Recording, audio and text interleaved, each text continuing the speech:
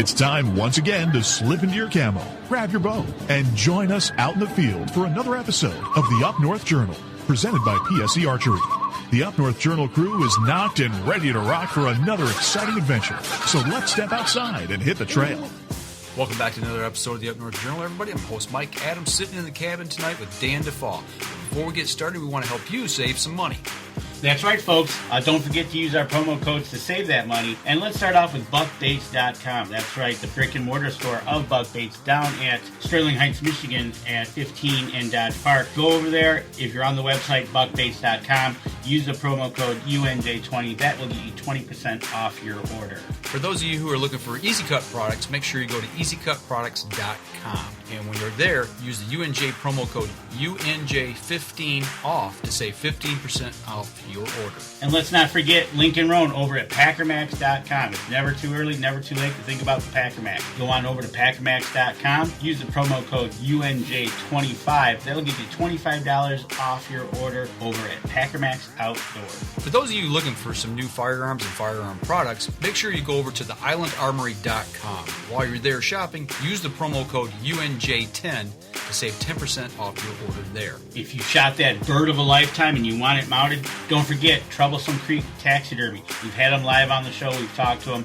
You want to get 10% off your order, go to Facebook, go to troublesome.creek.7, find their website. If you go to our website, UNJ, make sure to click on the button to download the form. You get 10% off over there using the code UNJ10. Looking for that game call, whether it be a squirrel, whether it be goose, duck, deer, make sure you go to JPO Game Calls. Look for them at jpogamecalls.com, and while you're there shopping, use the UNJ10 promo code to save 10% off your order. And Miller Deer Tracking, the man that seems to never sleep during deer season. Get 20% off your next deer tracking using the promo code UNJ20.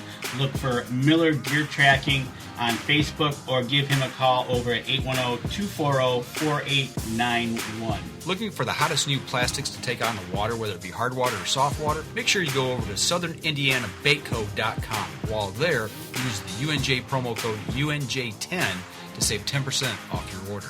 Deer Camp Coffee, folks. We drink it every night on the show. You want to try it? You can go to the brick and mortar store at 15 and Dodge Park at Deer Camp itself, or go to deercampcoffee.com. Also use our promo code UNJ10. You get 10% off your order. And don't forget, get a bag of the UNJ medium roast blend there as well. All right, Danny, where's our live view camera look from tonight? That's right, folks. Here in Michigan, we're anywhere in Michigan. It might be nice, it might be raining, but we got snow. Up on the trail number 7 up in Gaylord, where it's 22 degrees right now and snowing. You people just missed it. We just had a snowmobile stop. Obviously, you can see the footprints. They were checking to see how much snow was on the ground or the temperature. Yes, and so it's about 20 degrees, 22 degrees up there, and it looks like just about almost up to 6 inches. You know, we looked at this same trail about 3 or 4 weeks ago, and there was no snow on the ground. I know, right? Yeah. So they're supposed to get a bunch of snow tonight. We're obviously farther south down here in lower Michigan, where we're teetering on rain, sleet, ice, sleet. A little snow here mixed in. I think we've got probably somewhere between 2 and 3 inches on the ground right now of slop. Right? That's the best way to describe it. I mean, it was a slow go home tonight on the roads. It was, I don't know. You know what? 50, 55. All you had to do is take your time, go slow, and everything worked out well. For those of you who think that saw my live feed on Saturday, or you're looking at me now going, wow, he looks kind of odd. It's because of the shirt, really. I'll tell you what. But you know, last week I cut that out of the show. I'm pretty sure you did. But where you get them at? Danny.com? Hey, now, you never know. Jesus. We're doing some dentistry work. So yep, got to do a little bit here and a little bit there. Got to let it rest. Blah blah blah. Yeah, you look like you're a little red in the cheeks. Well, this is what happens when I say no to you. You just just remember that, right? All right. Well, enough of that. You know, let's get into the show tonight. Once again, we've kind of went back around to pull somebody back in to talk to tonight. Yeah, actually, we met at ATA again. Oh, you did? Yeah. That's right, you and Mark. Mark and I met our guest at ATA, and we had a discussion with her and just listening to everything that's going on with her and what she's doing. Let's get her back on the show and find out where we're at. All right, we got Donise and it's Nick, correct? Correct. Okay, it's the first time we had Nick on the show. Raised at full draw. This Donise, this is your second time back, so welcome back to the show tonight. And I'm sorry you had to put up with Danny at ATA. I really apologize for that. It's awesome. To me, ATA is a family reunion. You get to see so many people all at once, and it's just a big party of fun. I love it. And Mark and I were there, and we were waiting for you, and Mark was texting you, but you had one heck of a flight to go from Iowa to Indianapolis. I know. I could have gotten to Indianapolis twice before my plane actually arrived. That was the day when they shut down the entire airport system all across the United States, and no flights were going anywhere. So I was stuck in Atlanta, Georgia. Was that to do with all like the some kind of early warning system thing that shut down? Yes. Yeah. Oh, wow. Yeah, it was that pilot communication program that went down, and they locked everybody down. And I saw it that morning before I drove to Indy, and Mark and I met, and we're like, okay, we're planning our night out. And Donise was, telling us, oh, I'll be there. And all of a sudden, Mark's like, well, she's not anywhere near yet. The flight's on the ground. You were stuck in Georgia, right? Yeah, I was stuck in Georgia. And that night at the ATA show, I knew there was actually some very special award ceremony going on. And I had nominated Fourth Arrow to receive the Impact Award. And they were going to be getting it that night. And I was just going to be so devastated if I wasn't going to be able to see them receive that award. Just because they're such awesome people. And they're actually right there in Michigan with you guys, too. And I made it just in time for the award ceremony. Nice. But what I want to know, Iowa, Indy, Georgia. How does that doesn't relate? So when I was booking the tickets, I was going to drive, but we have a diesel. Our Raise It Full Draw truck is a diesel. And so I am very cognizant of how much money it's going to cost. So it's going to be cheaper for me to fly than to drive the diesel truck, park it overnight, and all of, the hotel route, lodging and things like that for the hotel parking. Mm-hmm. And so I decided I was going to go south, because if I went north, was there a chance of having a snowstorm in January? So I thought I'd be better off going south, and that's when it led me to Atlanta, and I got stuck there. So I left, my flight went out at like 5:30 in the morning, right before that happened. And right before we landed in Georgia, they said they were supposed to basically derail us and go to the nearest airport, and they were just going to go ahead and let us get to Georgia at least, so we can get our next flight. Right? Mm-hmm. What time were you supposed to land in Indy? I was supposed to get there at 10:30.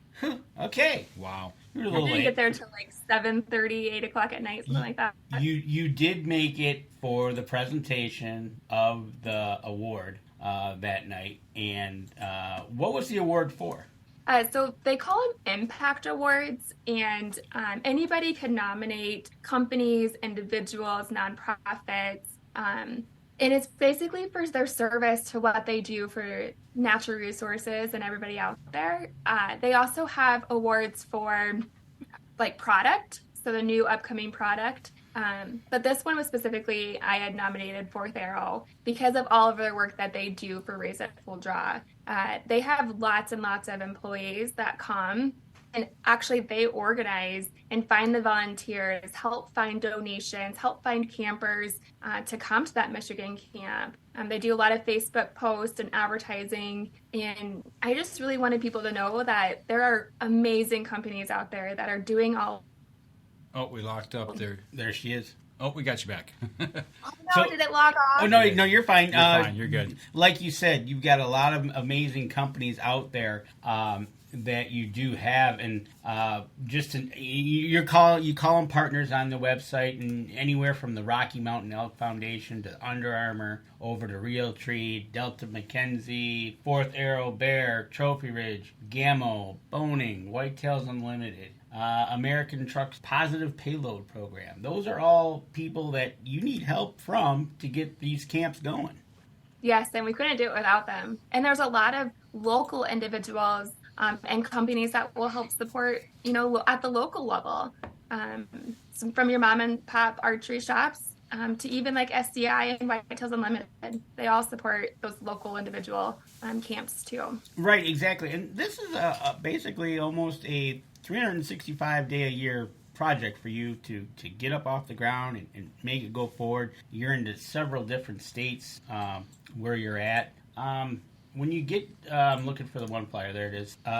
You've got camps Missouri, Michigan, Montana, North Dakota, Wisconsin, Iowa, of course. But you've also got a women's outdoor treat and some other things that you do as well. And we'll get to those. But on average, you start right after the last camp of last year thinking about next year, or how's.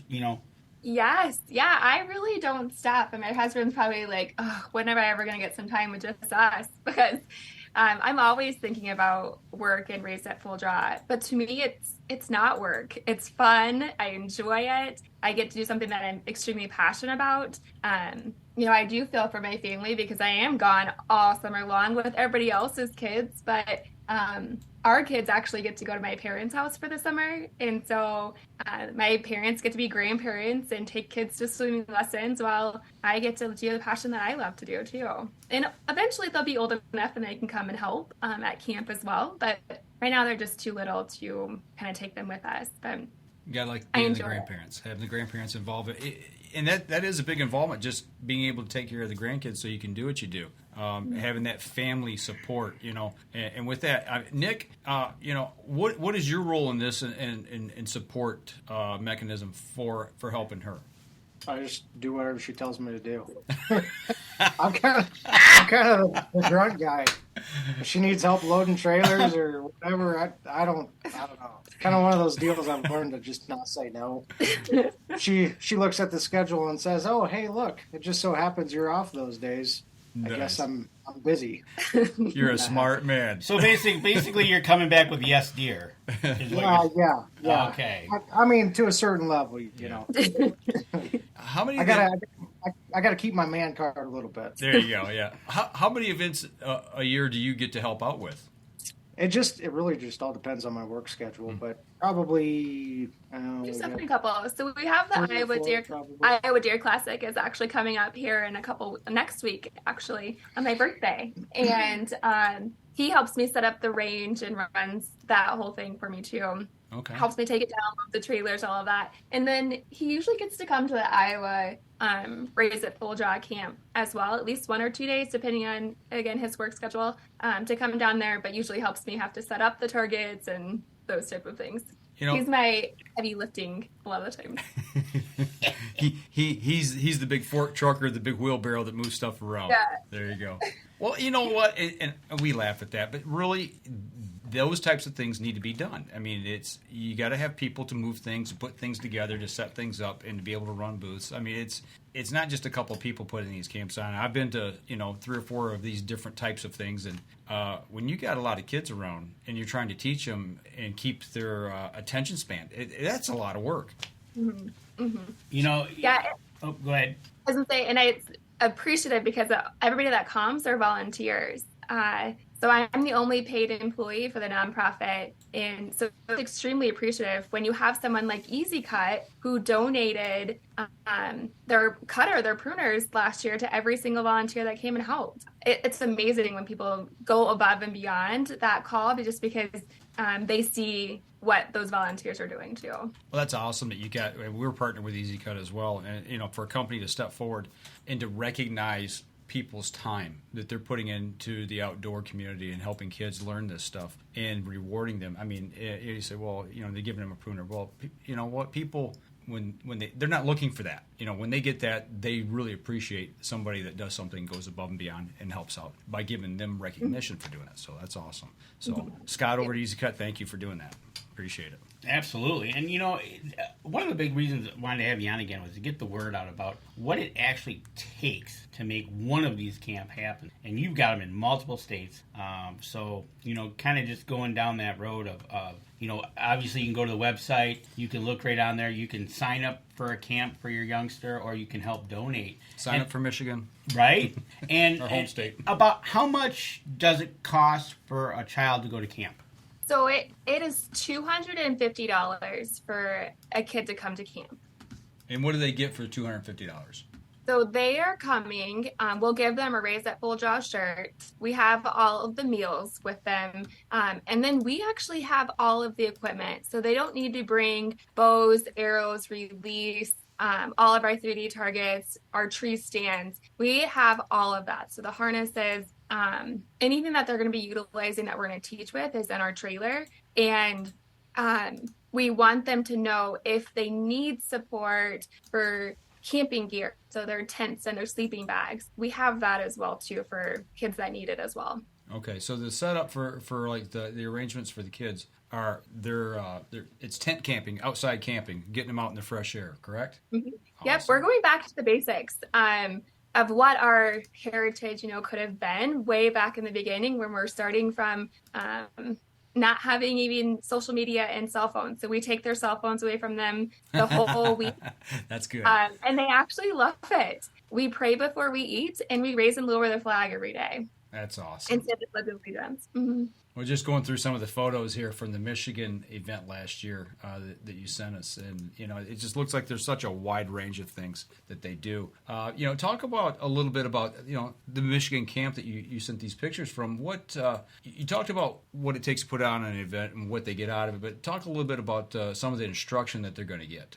Yeah, so our Michigan camp is actually very unique because it's our only state that we certify the kiddos in bow hunter and hunter education. So you'll see that they're actually shooting shotguns, so firearms there, and our gammo guns, so little air rifles as well. We're teaching them how to cross a fence with a firearm, zones of fire, carry, everything of working with firearms, to also the archery side of things too. And I really appreciate that the state agency sees the value in that, because many kids, when they come from 12 to 17 years old, some of them actually don't have hunter education. And our other camps, they're just getting bow hunter education. Okay. And not all states require bow hunter education. Mm-hmm. There's only about, I want to say 12 now that require bow hunter education. And they're mostly your Western states. And your Eastern, like your Northern Eastern. I don't think you guys require a bow hunter in your state. It's not a requirement. You can get it, but it's not a requirement. No, we require hunter safety. Yeah, hunter safety. Mm-hmm. And I've been to, good Lord, I've been through plenty of those. 4 of them with my kids. And with that being said, they do cover the bow hunting aspect of it, and a little, first aid, some of the basic stuff. But for your camp to be recognized that way, to be able to do that, that's saying something, because I've been around other groups that have tried to get that here in Michigan and haven't been successful in doing so. That's why, when Mark introduced us to RAFD last year, and we talked with her last year, and finally meeting her at ATA. How long has this been? How long ago was this actually started? So they started Raise That Full Draw in 2014, and then I joined them in 2019. Previously, I worked for the Iowa DNR for 10 years as their archery and shooting sports coordinator for the state. So I got to work with a lot of school teachers teaching the Archery in the Schools program. Have you guys heard of NASP or JOAD? Yep, both of them. Mm-hmm. So I organized a lot of those type of programs with the schools and organizations. And then from there, I was constantly hearing from teachers, parents, students, coaches, my kids want to learn how to go hunting with a bow. Mm-hmm. And our state agency, we just didn't have the time. They had the resources as the dollars, but they did not have the time to add another program. And my heart just kept following the bow hunting league of this. And so I went over here to Raise It Full Draw, and I absolutely love it. I love what I did with the state agency too. I didn't get to focus on just one program, where now I get to focus on one program. Which is kind of nice. You can kind of focus on one as opposed to being proficient in all of them, which doesn't work out so well. But I tell you what, we're rolling up on our first break. When we come back, we'll continue our talk about what it means to get RAFD off and running during the year. All right, we're going to step outside, take our first break. We'll be right back after this. PSE Archery has reinvented the way you buy bows. From now on, you can make the most educated decision possible by basing your bow choice specifically on your shooting needs and goals. All you need to do is ask yourself, what kind of shooter am I? What do I want to achieve? PSE will help find the right category for you. So, what kind of shooter are you? Find out at psearchery.com. Welcome back. Second segment of the show. Danny, go ahead. The plug. I tell you what, folks, if you don't catch us live on Facebook or on YouTube and you're listening to us just on the podcast, you are missing what goes on in the breaks when you're hearing the bumpers that you hear. The live Facebook or the YouTube, you got to tune in and watch us live, because there's things that we talk about and watch and happen that you will Sometimes it's before the show starts. Oh, yeah, that's true, too. But, so you get over to Facebook, check out our live show if you're not watching us live already. Or a couple days, this will be rolling out on YouTube. Check us out. Check us out in between the breaks and see what is pointed at or talked about in the break. There you go. Eric, thanks for tuning in tonight. Appreciate it. A buddy of mine's watching tonight. There you go. So getting back to the programs and everything with the bow hunting and following a passion. It's we talked about what it takes to put on a program. And Danny, you said you wanted to take this in what direction? Yeah. So when Donise putting this all together, being the single employee of Raised at Full Draw, she's got a bunch of states she has to watch over and take care of, and they've got one trailer, right? So that trailer's got to do some traveling. But wouldn't it be nice if we could somehow get a trailer in every state that she wouldn't have to drive the diesel truck? Well, with trailer, you also need the gear to put in the trailer as well. So we're talking, a goal of yours that we talked about a little bit about before the show is that you would like to have a trailer in every state that you have an event at. So it doesn't, one trailer's not doing all the driving cross country. It helps save on the wear and tear of a vehicle, gas, cost, and everything. Is that right? Yes, yeah. I'll go from Iowa to Missouri, Michigan, Montana, North Dakota, Wisconsin this summer. That's my route this summer. And so it's kind of a ping pong, if you see a little bit. And it's just a lot of traveling. And unfortunately, with only having one set of equipment or one trailer with all the set of equipment, each state doesn't get to utilize that throughout the entire year. So really Iowa and kind of Wisconsin and Missouri, since they're close to that trailer, can utilize it more. So I always hate saying Iowa this, Iowa that, because I'm in Iowa. Right. But how great would it be if we could have a trailer in Wisconsin, in Michigan, in all of these states, and be able to let these kiddos or adults continue to use the archery equipment after summer and go bow hunting with it. So many do come without the equipment, and I want them just to be able to continue on. And they can't do it sometimes financially. So you're envisioning once you teach these camps and they're all done, they've got their hunter certificate, they passed the test and everything to where they can actually get out and hunt, then you would have something set up with wherever that location is for kids to be able to utilize that gear for the season or for a weekend, a day, something on that type of situation. Is that what you're thinking? Yeah, yep. Utilizing it for actually the season. Once they come to camp, they're hooked. They love archery if they haven't already done it. And we want them to continue to apply that knowledge out in the field.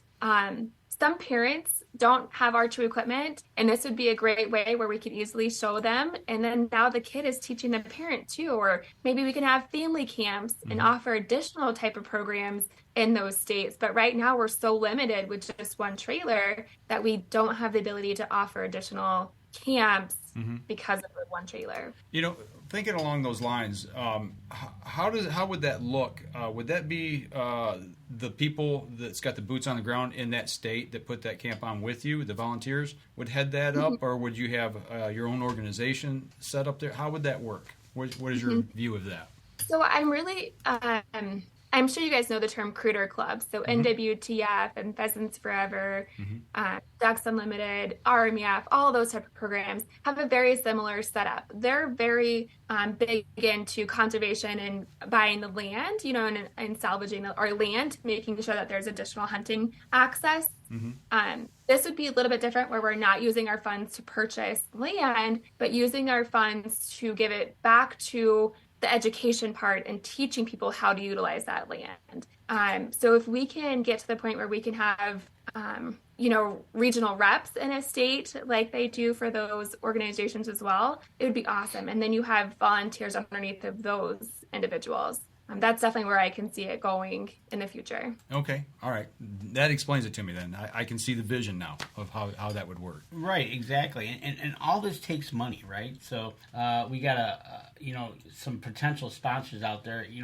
If you didn't want to put a big bite into it, but wanted to give a little bit at a time or whatever, she sent us this flyer here about supporting and what each little section costs, like a wilderness survival, the first aid, shelter building, fire starting. That's at $900. Going to the right there with game calls, it's going up a little bit more. And then, but the big one here we see here is the archery equipment one that it costs about $29,000 to have. Mm-hmm. So to get a trailer full of equipment and for people to help donate, whether you're a business or an individual, and looking at the tree stand safety or recovery with shot placement, blood trailing, it's amazing. I know when we put our heads together, we can figure out a way to make that happen. With those numbers, let me just throw that back up there again. With the numbers on this, is that per event or is that the overall scope of all the events in one? That is all of the events in one. Okay.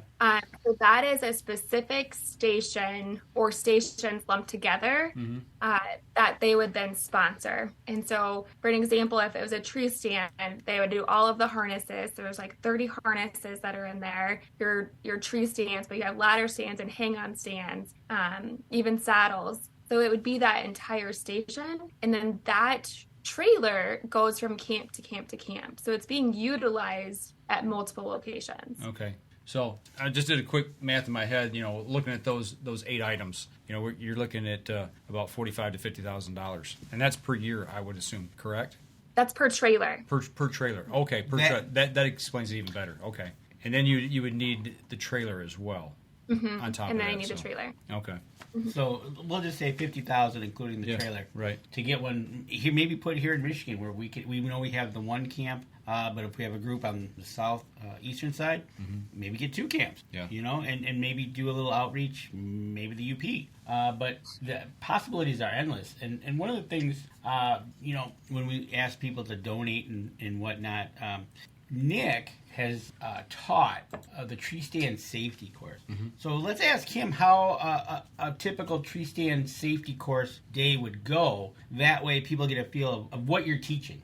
So they have rotational stations during the camp, and the tree stand safety is one of the rotations. So when the kids come over, we start out from the very basics, kind of explaining different types of harnesses that they could wear, the importance of fitment of those harnesses, and then we actually get each one of the kids in a harness and 2 different types of tree stands. So there's a ladder stand at one station and hang-on tree stands at another. And then we explain, how to properly, safely climb a tree to where you try to have 3 points of contact at all times as you're climbing the tree. Get them up into the stand. Once we get them up there, we try to get them the opportunity to actually shoot out of the stand, because we all know, even me, I've been bow hunting for 27 years, I think. Even, I'm not afraid of heights, but every year, that first sit in the stand, you're like, I'm way up here in the tree. So for a kid that's never been in a tree stand, especially, that's a big deal for them. And we have kids that get up there, and once they get in there, they kind of freeze up. But we talk them through it, and usually by the end of it, we have almost all of them shooting. We also explain, the importance of a lifeline. So not just the harness, but so you can climb a tree and wear a harness, but if you fall out halfway up, there's nothing there to help or to save you. So we explain the importance of that lifeline, and to have that lifeline in every one of your trees where you have a tree stand. Absolutely. And that's one of the big things here, where you're passing on a lot of, like you said, a lot of your knowledge going on to the tree stand safety. And if we can help prevent just one accident, or whatever we hear out in the news of an accident, you've done it. Oh, we hear it every year. Every year you hear it, right? I know 3 people personally that's fallen out of a tree stand. 2 from up high, and 1 on, like you said, on the way up. Didn't have a lifeline, and actually was setting a tree stand up. Was only up about 2 or 3 steps and wound up breaking a leg. Which was a fairly short fall. it happens. So I've actually had it happen to me. I just got done hanging a tree stand. I was probably 18 foot in the air, and both of the cables on the tree stand broke. And had I not had my harness on, I'd have fallen 18 feet down. I mean, I still skinned up my arm real bad on the stand and whatnot, but that's an eye opener when that happens. It's you have no idea it's happening. Well, and you're here to talk about it. So, I mean, that's the thing, is you live through it. So that's the important part. Did you have a full body harness on? Yes. Yep. Those are so important. You got it. Were you by yourself? I was. Yep. Okay, so since we're talking about this and you've experienced it, compartment syndrome, how hard was it for you to get acclimated and get back around to where you could actually safely get down out of that position? Did it last long enough to get compartment syndrome a little bit or not? No, not for me. Thankfully, when I fell, and so I had climbing sticks strapped to the tree, I was able to actually just reach over, grab a hold of those sticks, and pull myself over, and then stand up on them. So I really didn't experience any of that. That's good. But I bet you he stood there for a minute on those sticks, just wondering what just happened and thanking the man above about... And wondering where a clean pair of shorts were. That too. Yeah.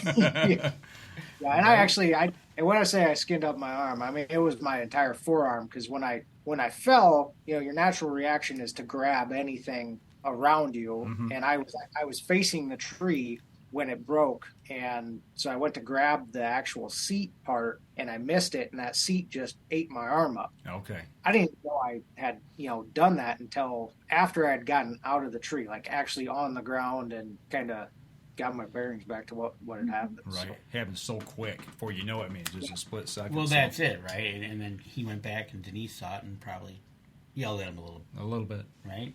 Did you ever find out what caused those cables to break? So there's, on a lot of the cable systems on stands, there's that rubber. And from what I believe happened is where the rubber goes over the crimp, for one, had weathered and broken away, which allowed moisture in there. And the cable itself appeared to be over crimped, which I believe that broke a bunch of the strands in the cable, which weakened it already. Mm-hmm. And then just being out there or being used, it was an older stand. So gotcha. The weather got a hold of it. Yeah, just wow. Man, that just scares me thinking about it. I know, right? And then thankfully he was able to be right side up, get himself over to climbing sticks, where you hear some people fall over backwards or hang upside down. Well, a good friend of ours broke his back. Yep. Fell out of one. It was a hang on and collapsed. So, yeah, you can never be too careful. We also now usually go with each other when he's hanging in his stands, or when we're taking stuff out of the tree stand for the end of the year, like our lifelines, so they don't get weathered. And but we also will tell each other when we get to the stand and we get out of the stand and we're heading home. So, and we know what stand each of us are going to. Good point. We've really been communicators now, of just because you never know what's going to happen when we're going hunting. Absolutely. Well, quick question. This is a question I've always had, and maybe you can answer this for me, Nick, seeing how you teach that class. So, I use ladder stands in, typical fashion. You find your tree, you find a good level spot to get this thing up, and you get your tree stand leaned up against the tree. And then, you've got that midpoint where you put your tie around to the tree as high up as, that midpoint as high as you can reach. From there going up to secure the tree stand at the top around the tree, you've got your harness, you got your lifeline. How do you get the lifeline up into the tree where you need it to be without climbing without it? It's a problem. So what's the proper way to do that? And I don't have a good answer for you, to be honest with you. Okay. Outside of like a lineman strap, so where if you had the problem with that is if you're going to go to that extent, then you technically are putting two ladders or two climbing units in one tree, right? So you're going to use a lineman strap unless you have the spikes that are going to help you climb it. You got to have some form of ladder where you're connected up until you get there. Now, like Donise said, the reason why we go together is I don't like to leave my lifelines in the tree all year round, because the weather gets to them, and I can't trust that the integrity is still there from season after season. So I do take this out at the end of the fall, and then put them back, at the beginning of fall every year. So for me, that's a risk that I take every stand I go into. That the first something could have the first climb up. That something could happen, but There really isn't a good answer of how to. The only thing I've come up with is using like a throw bag. Oh, right. With it tied to it and throwing it through getting it up over a branch, and then coming down, bringing it back, and then running that through the eyelet to hold it, and then pulling it tight, being able to climb up. That's the only thing I can really come up with. Other than that, then it's somebody at the bottom holding it, keeping it from rolling one way or the other. And go ahead. I have found that that a lot of those stands that come with that strap that goes halfway up. Mm-hmm. And that generally most of them are connected to the support arm that goes against the tree. Right. I have found that if you take an actual ratchet strap and hook it to each one of the sides of the ladder, mm-hmm. that stability point, mm-hmm. and put that on tight, that stand it's solid. And so when you get to the top, instead of having that teeter in or wanting to kind of tip out on you, it's already secured down there at the bottom. Yeah. So that's helped us out a lot. Not that we're sponsored by a tree stand company, but I use Family Traditions tree stands, and theirs are made to fasten that way, like you said, with a ratchet strap around that tree to that midpoint up, that mm-hmm. same style. So, and it does seem to work a lot better than, like you said, that that rod going back and trying to fasten that rod to the tree. So. Yep. Yeah, I know, right? It gives me the willies just thinking about it. It does. Well, I'll tell you what. Let's take our next break. All right. And we come back. We'll continue the conversation. We got some questions, and we'll be back. All right. We're going to step outside. We'll be right back after this. PSE Archery has always dominated the speed category. Now, the most revolutionary cam system ever to hit the market has perfected the shooting experience.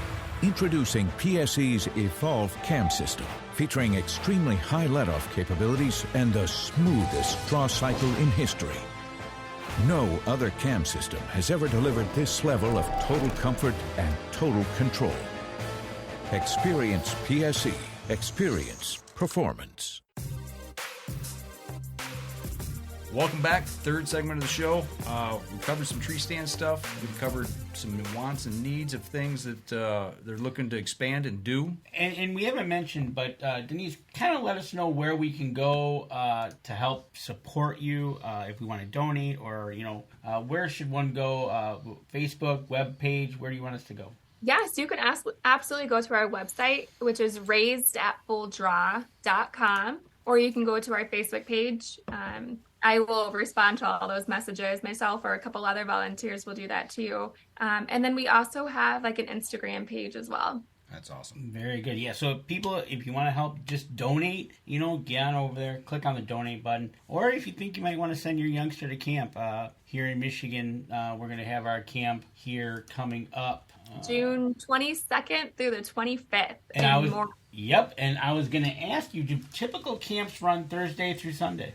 They do, yeah. We only have one camp, and that's in North Dakota. That is a day camp, and it's in the city of Bismarck itself over there, so it's easy for parents to drop off, in the morning and pick up after work. Whereas this one, it's allowing the parents to have a full weekend, so if a friend or relative is coming with them.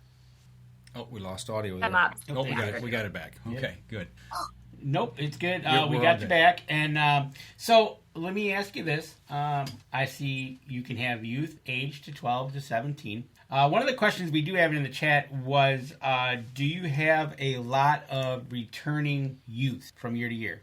Yeah, so from a typical, like our Michigan camp, this was our second year this last year. We had 32 kids the first year, and we actually had 34 the second year, and it wasn't even half that are returners. Some of those kids, when they're 12 and 13, they might want to come back so they can keep that knowledge applying to themselves. But, if they're maybe like 15, 16 years old, they can actually retain a lot of it. And it's the same information that second year. However, year 2 and year 3, we do start applying additional skills, such as actually packing a pack and going out on different adventures. And Nick actually did one of those. Did you want to talk about that? What you did in Iowa with? Oh, you did the which one did you do? The how to pack an appropriate pack? It was more. I wasn't the one I did was more on survival. Oh, okay. Should you now? Granted, here in the Midwest, it's a little bit different than out west. Mm-hmm. If you get lost in the Midwest, if you walk long enough, you will find a house. Mm-hmm. when you go out west, or road, yeah. When you go out west, if anybody's ever been out in the mountains, You might walk a while. you could walk for long ways before you find anybody. So this was more geared towards, if you had like a medical emergency, whether it be like a hypothermia or heat exhaustion, in the summertime when you're doing prep for the season coming up. Just kind of things on how to take care of yourself. So just your basic survival skills. Well, even here in Michigan, there's places that you can get turned around really easy. I mean, up there and up in that swamp up by you could walk for quite a while. Yeah. And they call it 7 Mile Swamp. There you go. And then me in the UP. Yeah. So I understand what you're saying, and you can get hypothermia. You get turned around in a swamp or a big section of woods if you don't know how to read a compass or walk in a straight line, and you laugh and say, "Well, of course you know how to walk in a straight line." But you get disoriented and you think you know where you're going, and all of a sudden you're just walking in a big circle. You could be in there for a long time before somebody finds you. So yeah. So our year 2 campers, like sometimes there's items laying on a table, and they have to decide what are they going to put in that pack with them for this day hike. And they end up learning that nightfall is coming, so they need to build a shelter and build a fire to keep themselves warm. And then how are they going to get drinking water? Somebody breaks their arm or a leg and they have to splint it. So we were trying to, basically like the Oregon Trail. Do you guys remember that? Yeah. You're kind of like doing this Oregon Trail and applying those skills, where the kids back at camp that are year 1, they're actually doing that same thing, but in a group setting and not like hiking around through the woods. But in Michigan, one of our volunteers shared with us that him and his friend went on, is that like, what do they call them? A crop duster plane? Is that what they call those planes that? So he was in a crop duster plane and the plane crashed. Whoa. And his friend was the pilot. His friend died, and he made it out, and he shared his story with these Michigan campers about how he had to survive. Wow. He had broken his leg, and his cell phone didn't work because they're in the middle of nowhere. So he talked about it and shared those. And so some of those kids really then started to take that next day of hypothermia and everything into play because they actually landed in water. And so it's very impactful for what those kids will get out of camp. Yeah, you never know what little nugget they're going to pick up and retain that could save their lives later on.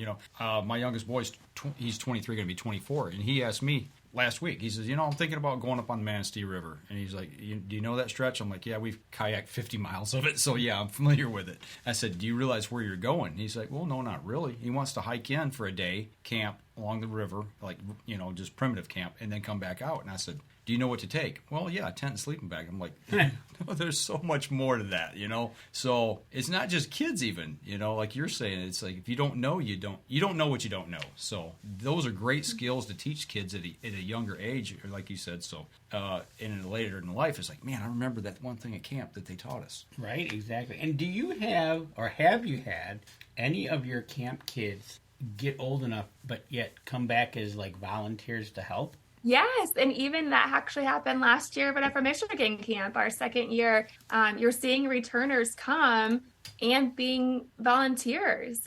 They love it so much, too, that they want to start sharing their knowledge with what they've learned in the season with others. So, yeah, and then we actually, those that come back sometimes the second year, they might be your camp counselors, if you want to call them. So they're going to be helping those new kids come. But instead of calling them, "Hey, Nick, your group, can you come here?" we would say something like, "Hey, Rocky Mountain Elk Foundation group," or PSC or Bear, whoever, using those that have sponsored and donated to camp, their names. And then that's the leader that's helping get the groups to the different locations of those stations. That's cool. That's awesome. And it's so good to hear that. I hope it as the years go on with this, that more and more are the returning ones that come back that want to give back. I know they're probably going to be a little busy, probably getting into college and that, but taking out that a little weekend in the summer to come back and pass it on down.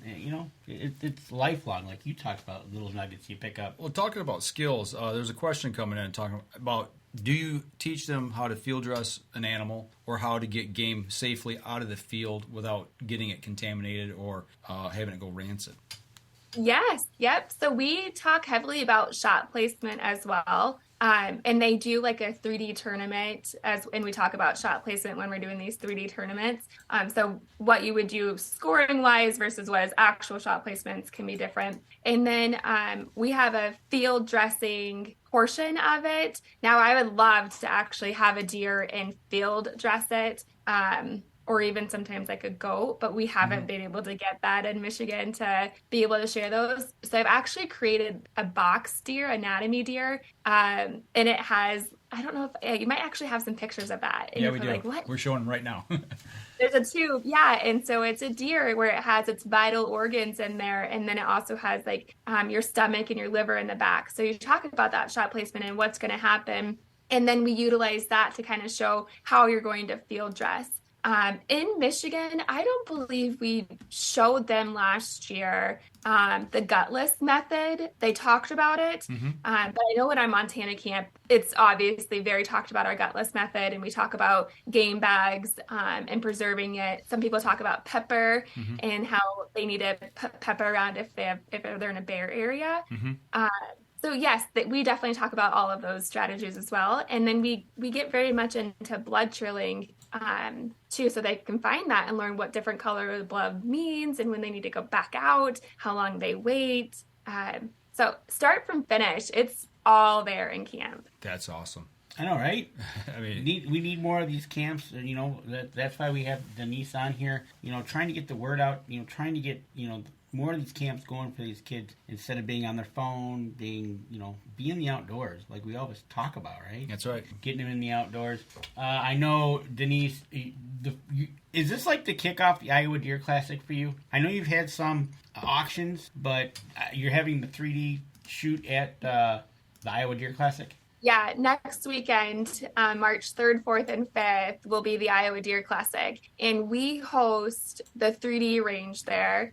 So we'll see about 160, 170 shooters come through that weekend. And then we also host a free kids range. So those that have maybe never shot archery before, they're uncomfortable with it, they don't know what to do, we teach them how to do it right there at the Deer Classic as well. And of course, we're recruiting kids. We're trying to find them, and we want new audiences to attend. And usually by the end of Deer Classic, our Iowa camp is full after that. So I'd love to be able to get up there and do something like that at one of your guys' Michigan shows. They're so fun to see the smiles on kids' faces to learn it for the first time, to know that they can do archery anywhere. You know, it really is. Any person that's not shot archery and you put a bow in their hand and you show them the basics and how to use a bow, and when they hit a target, all of a sudden their face just lights up and it's like they're hooked. It's so cool. Right, exactly. And I think we're coming up on our last break. Yep. When we come back, a few more questions, and then we'll wrap it up for tonight. All right, we're going to step outside, take our last break. We'll be right back after this. Acceleration is part of PSE's DNA. PSE pioneered the speed movement. Now they've developed the vapor category to help you find the most powerful bows on the market to fit you. High speed equates to intense power and building the momentum you need to be successful. Are you a vapor shooter? Find out at psearchery.com.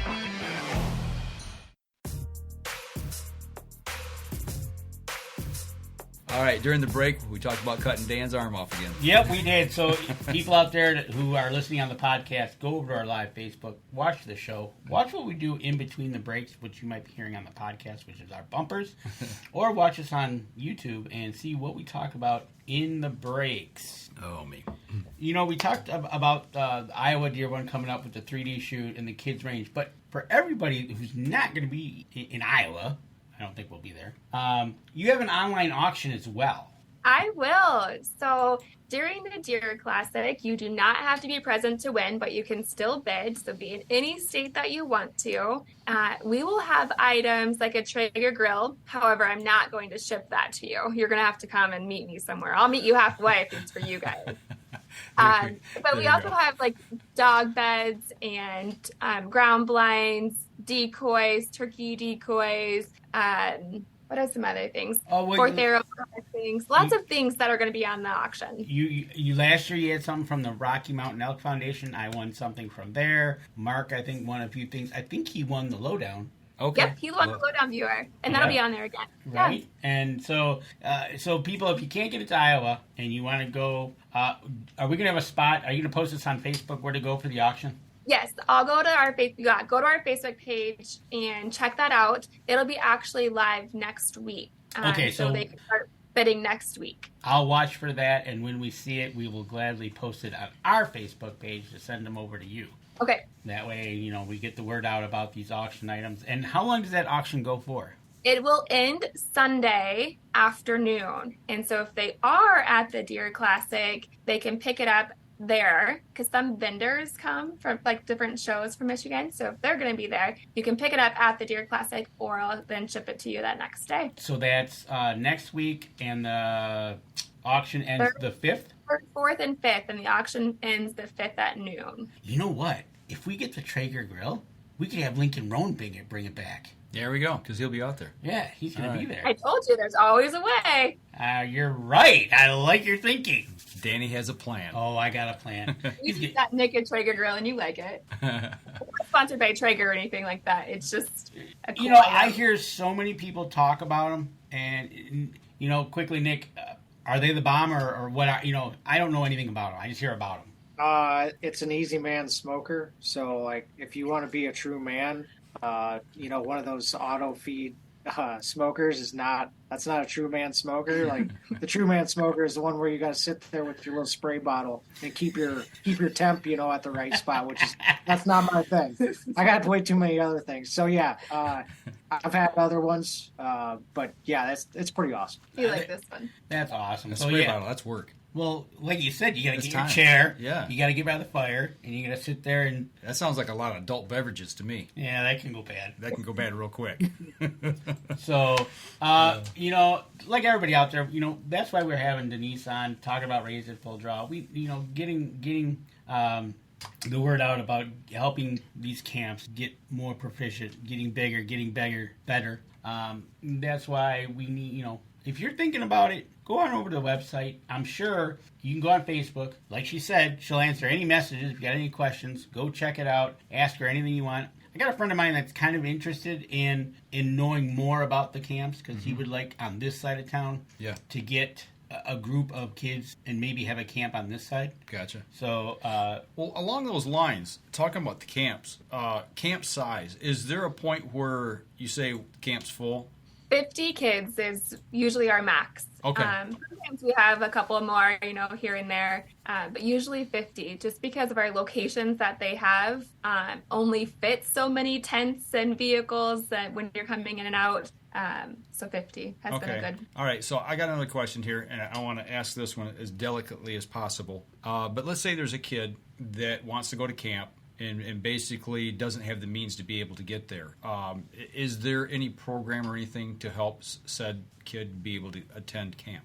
We do. We have scholarships available for students. And actually, Mark is a huge supporter for Raise It Full Draw. And last year, his family actually sponsored a lot of kiddos to come, and he matched dollars to come. And it's for any kid that needs that support.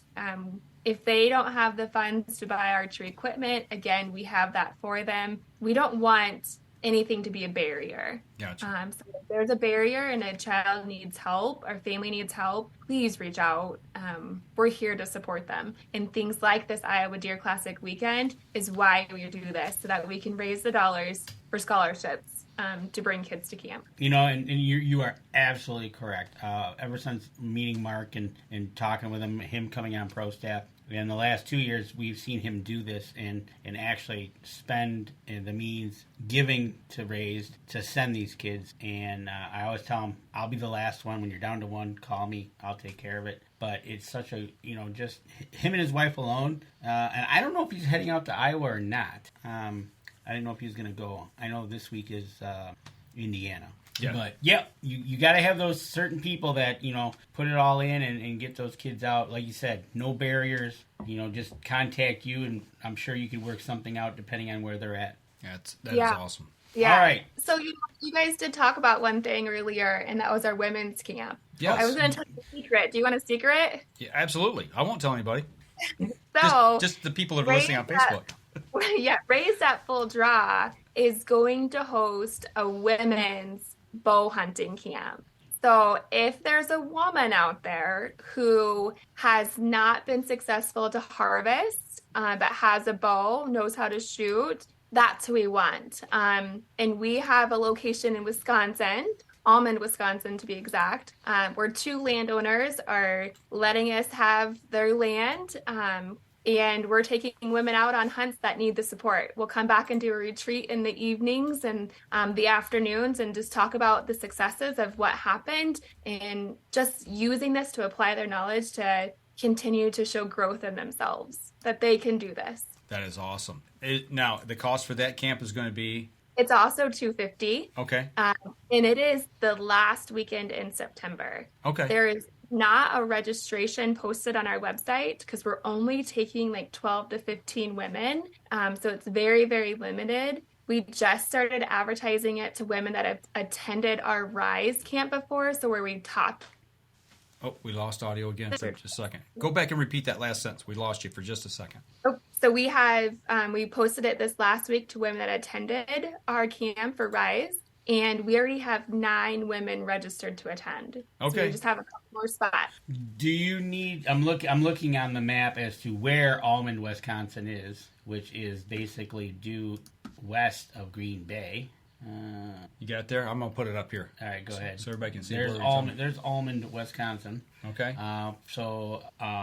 Do you need volunteers to help with that?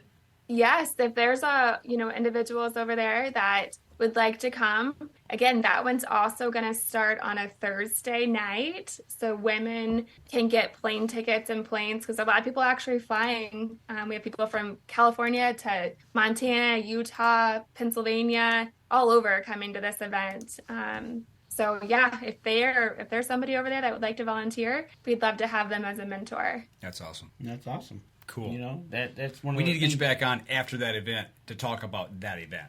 Right? That would be awesome. No, and get some of the ladies on and talk about that experience. That would be cool. That would be just like we did. We're gonna do with the duck hunters. Yep. With the veterans, right? Exactly. The veteran ladies. Yep. We can do this with the lady hunters that are going to be hunting in Wisconsin. Can't do anything wrong there in Wisconsin. They got some pretty big bucks there too. Absolutely.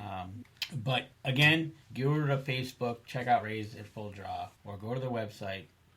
Got any questions? She's right there on our screen. She'll answer anything, and get over there and talk to and help. It's expanding, obviously. We talked about a kids' camps and most of this, and now all of a sudden we got this ladies' camps. Right. And there's a lot of ladies out there. They're a little tentative to get into something. Like we had that one that went miles to shoot a bow. Right. And so it sounds like this is going to be I hope it's a very successful weekend. That would be awesome. Not going to lie. Everybody tags out. That would be awesome. That would be. I know as a woman and even as a male, I'm sure you guys can see it, but sometimes you want to give up on yourself. You had a bad shot and you couldn't recover deer or it just took a long time. And we just want women to know that, and the kids in general and adults, don't give up. Everybody makes a bad shot. It's going to happen. And you just have to realize that you continue to practice and get better. Absolutely. There is nothing better to me when somebody tells me, "Oh, I never missed." You haven't shot enough then. Right? I'm like, okay. We'll take that one offline, buddy, because I don't believe you. Right. So, but we're coming up to the last of our segment. We got you two on. We can ask some questions. And kind of just lighten up the mood. Obviously, like I said, get over to their Facebook, get over to their website. So, we asked these questions before, but, when you're traveling in that diesel truck, right, you got to tell us, what's like your go-to music to listen for all those miles? Oh, man. I do have a lot of music, and I will jam from one station to another station. I do love my music. There's probably mostly country on there, though. Better question is, who controls the radio? Oh, you beat me to it. You know what? Nick actually doesn't go with me. It's just me pulling a 28-foot trailer across country. Okay. She controls the radio. She controls the radio. Right? The cost of the camp for the women's, I'm assuming, does that include the license fees? No, but I hear in Wisconsin that if it is your first time hunting, there's like apprentice license, and so it's like I think they said like $35, something like that. So it's a lot cheaper, even being out of state. Yes. Yep. Okay. All right. Somebody asked that question. So there you go. If you're going to go and you're an apprentice, you can tell them you're an apprentice. You'll get a cheaper license. You're tooling down the highway. You're jamming to the music you want to listen to. Nick is somewhere back home. What's Nick listening to in his truck? You're always listening to like rock. It's usually rock, yeah. Our local rock station. 70s, 80s, 90s, new rock? New rock generally. I mean, I'll change it up. Like I'll listen to anything really. Okay. I mean, I'm big fan of old school hip hop. So like 90s time frame, like alternative grunge, like that was kind of my music growing up. So anything from that to country to new age stuff. Wide range. I like it. Open mind. All right. So you're pulling. It's a 28-foot trailer. Mm-hmm. Man, what's your go-to snack as you're driving? Oh, you know what? I actually have a candy addiction. I love candy. Who doesn't? I actually am giving candy up for Lent. So these next 40 days, Nick is saying, help me, because I love candy. So any type of candy, Skittles, making eggs, I'm going to eat candy. I don't think you understand the candy addiction. It's like 5-pound bags from Amazon that will be gone in a couple of days. Something tells me a bag that she sits on her work desk does not survive very long. Any candy anywhere in the house does not survive. All right, Nick, what's your go-to snack as you're tooling around or whatever you're up to? Just depends on what time of the year it is. If I'm trying to watch what I'm eating, or if it's kind of a binging type. A banana. Usually you're going. I try to eat pretty healthy, contrary to her. Sometimes she doesn't make it so easy because it's there and it's accessible, which kills me. All right. A little fun fact in our chat is John Wayne was born in Winterset. Yes. Yep. Is there a museum? Is there a statue? There is a museum. Yeah, there's a museum in Winterset that you can walk through and take pictures with them. Yeah, it's cool. Wow. There you go. There's the fun fact of the day. And then there's a lot of covered bridges in Madison County. And so people will come and see all the different covered bridges too. Bridges of Madison County. There you go. Yep. Yeah, boy. There we go. Mm-hmm. Okay. Well, Mike and I decided to take a road trip, and we're going to go to Winterset to see John Wayne. But we ended up stopping at your house. What would your guys' go-to meal be for us that you're like, all right, you guys, you are going to have this?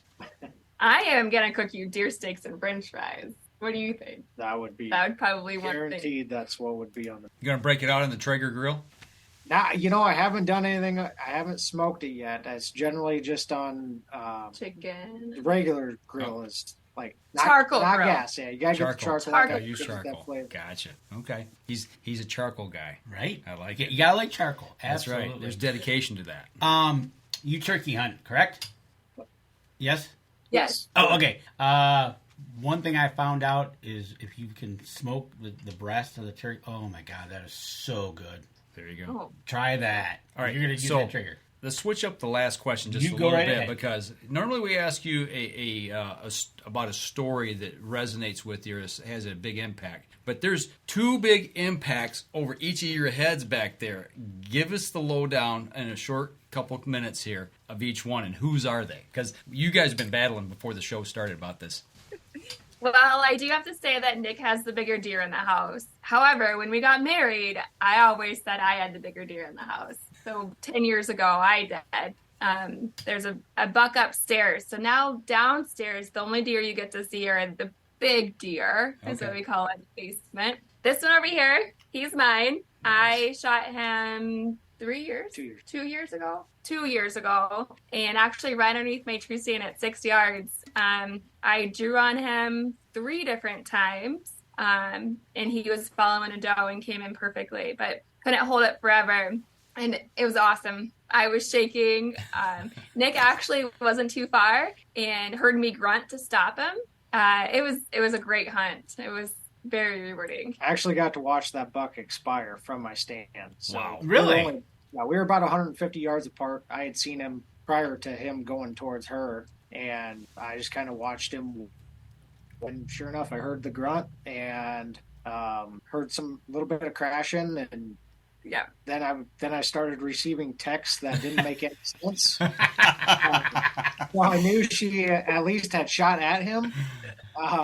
And then while I was trying to decipher what those were actually saying, I seen him just kind of off to the side there and watched him actually fully expire. That's awesome. So obviously, Donise, you did not see it expire, correct? I didn't. I knew he ran, but I didn't know where he went. But Nick did. All right. So did you tell her right away, or did you kind of go over there and say, I don't know? No, I told her.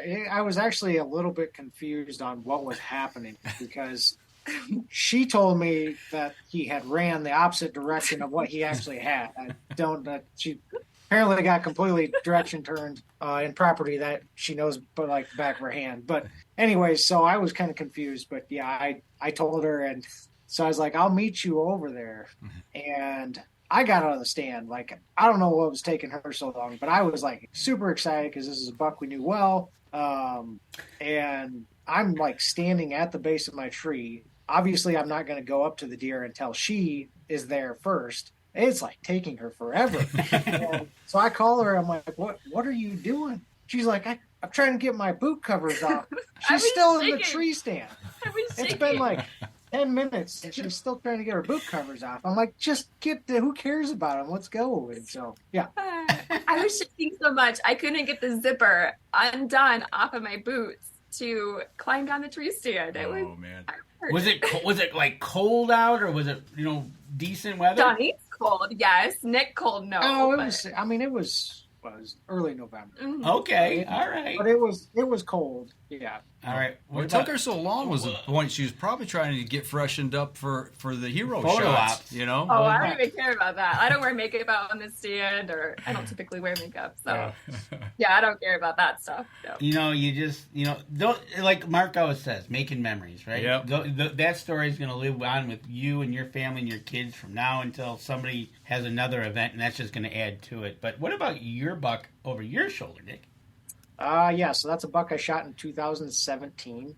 We had a lot of history with him, a few years of history. We actually found his sheds, which you can't see, but yeah, a lot of history with him. He was really photogenic for first couple years, and then he disappeared on us the third year, the year that I actually shot him, until right before season. Wow. And then he was around very, very seldom at best. But long story short, shot him at 12 yards on a doe. Didn't make the greatest shot. You would think that at 12 yards it would be a slam dunk shot, but I hit him a little bit farther back than I would have liked. And long story short, we gave him the night and recovered him the next morning. Wow. Donise was 6 months pregnant, I believe, at that time. So I had her toting along out there with me, and it was awesome. That's amazing. And to find both left and right sheds. Yeah. So that was a pretty neat deal, to have those and compare. I mean, he made from 2016 to 2017 when I shot him, I think he jumped 46 inches in growth. Oh man! Do you have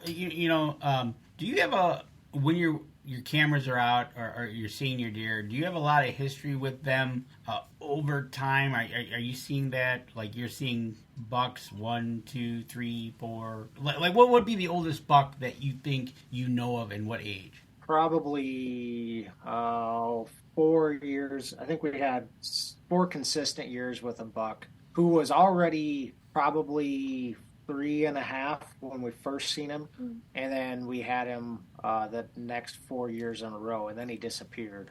Guessing, I didn't hear of anybody shooting him or anything like that. I'm guessing he died of old age, and we actually have the sheds to that one back there. We found the one year.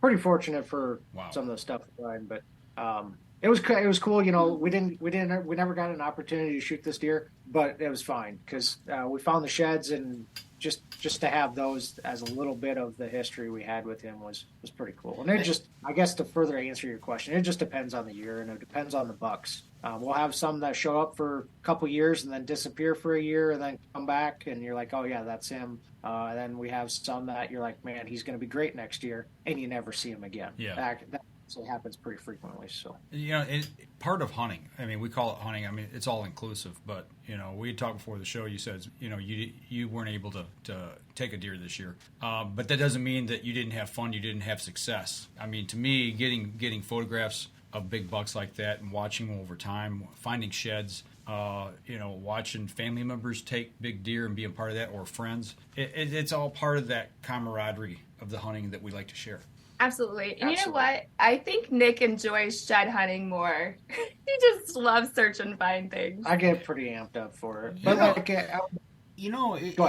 it's kind of funny you mention that, because it's almost like it's that warm weather, end of the snow type. You're getting that whiff of spring, and you're like, yeah, I'm going to get out there and walk around the woods and not be impeded by leaves or anything like that. And right. It's like it's a fun time, right? Yeah, absolutely. And it doesn't matter if it's a dink or, some of these big ones we have. They're all the same to me. When I find one, I'm super pumped about it. I love it. I just love it. Yeah. Well, in the dinks, I mean, they grow up to be the big ones. I mean, they don't start out big. They got to start small somewhere at some point. Yeah, little guys. I think this is our first one that we found this year. This one, and he was... Again, that was on accident. Like, we weren't even looking. We just stumbled across it. I was grabbing cards out of cameras just to kind of see what was still out there yet that was carrying a bit. You run your cameras all year? No, I run them up until about now. I'll probably pull them this weekend, and then I don't put them back out till probably early July. Okay. All right. I don't know that there's any reason to pull them. It's just something I do so that they're not exposed to the weather all the time. And batteries. Right, for sure.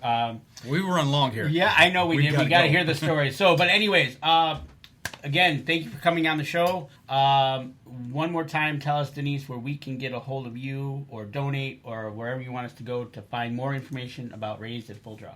RAISEDAtFullDraw.com would be the best place to go. There you go. There you go, folks. So go over. Thank you so much. Donate. Well, we appreciate having you on, telling us, about how much you guys are expanding, the places you want to expand and get to, and how that's all going to look. And remember, people, it takes money to be able to do these things, and that's why we got them on tonight, so we can get them in front of you, so you can help them share the outdoors with kids. Maybe we don't have the ability to take somebody out with us and hunt and show them the ropes, but they do. So if you've got the means, you can help that and facilitate that. So. Yep, exactly. So that'll do it for us tonight. Next week? Next week, we are going to have a guest. It's going to be a special guest with a special announcement, so stay tuned. Oh, you're going to do that to me, huh? Yeah. Okay. All right. I guess I'll find out next week. We got to have surprises along the line. I just can't tell everybody out there. There you go. All right. So remember, go over to Raised at Full Draw's website, Facebook page, all their social media. Give them a like, follow, share. Share the show for us if you would, please, and do the same for us. Give us a like, follow, share, and click on all the links there and share them with your friends. So that'll do it for us this week. Next week, we'll be back on again, same time, Wednesday, 7:30. If you're listening to the podcast on iTunes, make sure you give us a review. That helps the people who support us in turn as well. So that'll do it for us this week. We'll see all of y'all again next week, 7:30. Y'all take care. This episode was brought to you by PSE Archery, Deer Camp Coffee, Buck Baits, JPO Game Calls, The Island Armory, Hacker Max, Sunrise Archery, and C3 Better the Hunt Technology. Thanks for listening, and join us again here next week. Until then, remember, as we always like to say, if you're out on the water or in the woods, shoot straight and be safe. Until next week on the Up North Journal.